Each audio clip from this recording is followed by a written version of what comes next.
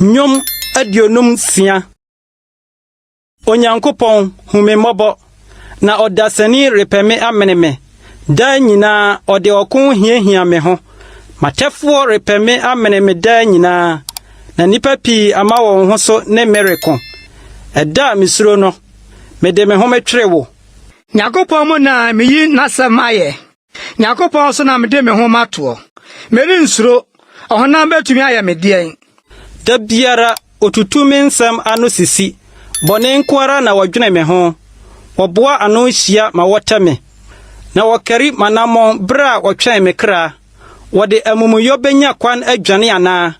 Onyankopon fa amano hwe fam abufuo so. Wo na wabu michini ya no.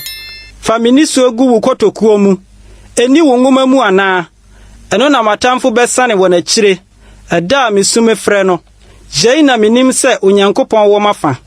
Nyankopon mu na meyi nasamaye. Awurade mu na meyi nasamaye. Nyankopon so na mede me ho mato. Meri nsuro nipa betumi aye medien. Onyankopon wabu ade wo me ho. Mebo aseda fodie mama wo.